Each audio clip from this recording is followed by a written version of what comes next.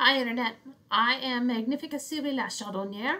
I am a Laurel in the West Kingdom in the SCA, and I am here to talk today about the next book in my one-stop shop books.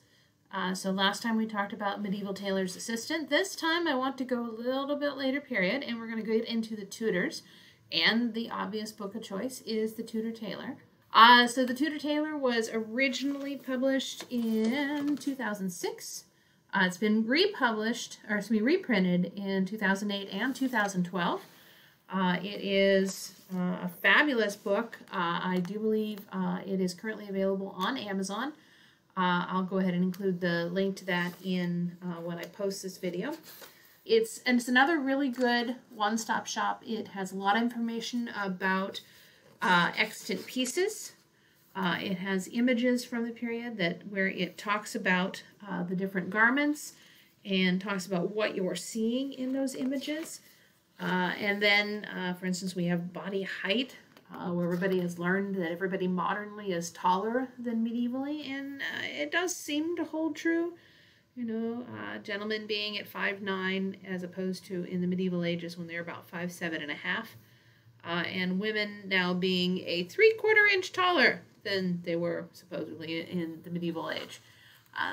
So it's got interesting tidbits like that. It's got images that they go through and talk about what you're seeing in the clothing. We have these fabulous images, which I love.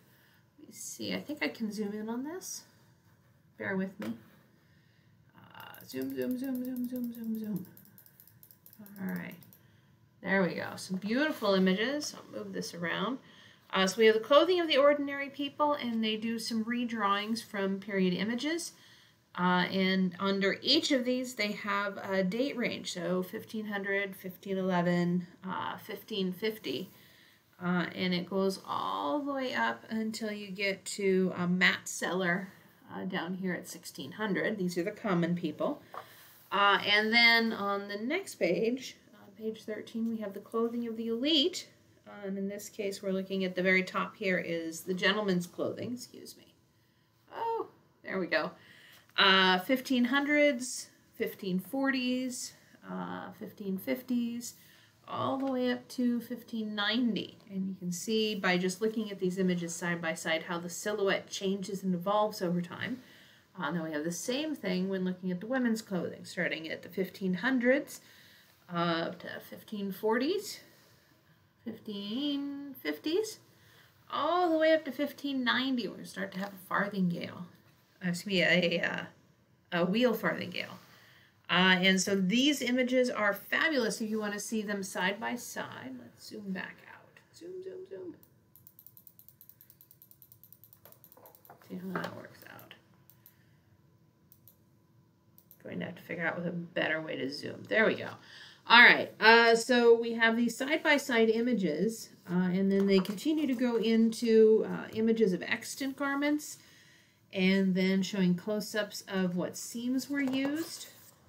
They have paintings. This is actually a knit pair of breeches. There we go. A knit pair of breeches. They don't have the pattern for this breeches in here, but they do actually have... oh, wait, no, I'm sorry, not in this book. In their other books, they have some knitted patterns. So we've got images from the men. We've got an image here from the farthingale pattern from Alcega. So we've got some really, really good background image. And then finally, well, not finally. So we've got the materials, and this is a little hard to see on the video, and I'm not going to zoom on it, but they do things like they call out words. So for instance, here we say russet, and country russet is a coarse, narrow wool, undyed and unfinished. Broad russet is better quality and might be dyed. So they give you the definition of what this fabric type is, and then they give you the citation of where they found the mention, or at least one of the places where they found a mention of that fabric. This is fabulous if you're looking, say, at some of the wills. So we have this information. They go into how the cloth is made. They have an image of colors that you can achieve from available dye stuff. And then finally, now I am going to go finally, they start having they're images of the patterns of the garments, the different alternatives you can have for the, say, the collar here on the shirt. And then they have the patterns that they recommend for these garments. So here we have the basic shirt. We have a basic smock. This is actually very similar to the Mary Queen of Scots smock, if you've ever looked at that. They have really nice, inspiring color images showing the whole outfit put together. And then they go through, here's how you drape the hose and get a good fit on whoever you're making this for. So we have hose. They go through the women's basic clothing.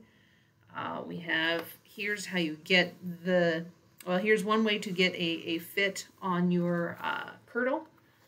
And it's a really, really fabulous resource that has quite a bit of really good information.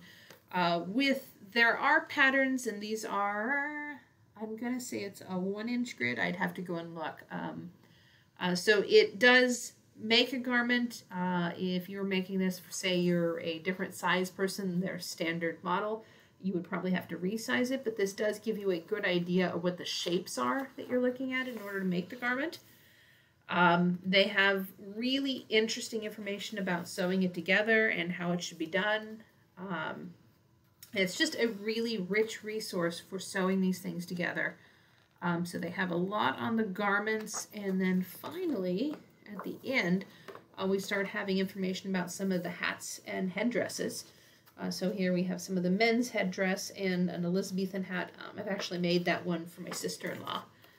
The flat hat, if you were going to sew it, and then they have some information about putting your hair up and doing hair taping, and finally the Henrician coif and the wrapped headdress. There's just a really large amount of really good information in this book if you're going to be reproducing garments of the 16th century.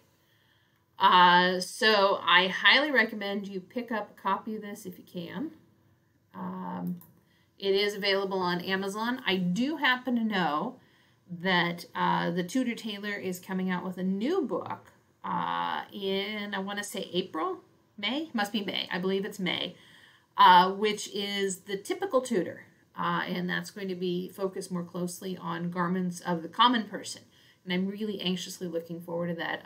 If you go onto Etsy, you can find a pre-order for that. So in the meantime, I want to say, I don't know the price range. I want to say it's in the $25 range, but I'd have to go back and look. But it's definitely available. There were copies on Amazon when I looked yesterday. And if you're at all interested in 16th century, this is a good place to start. It's not perfect, but honestly, no resource is. And there are many things that you can learn from this, regardless of what level your sewing is at. So with that, thank you. I am, again, Sylvie. If you have any questions or comments, please contact me at sylvie@westkingdom.org. Thanks, and I will talk with you later.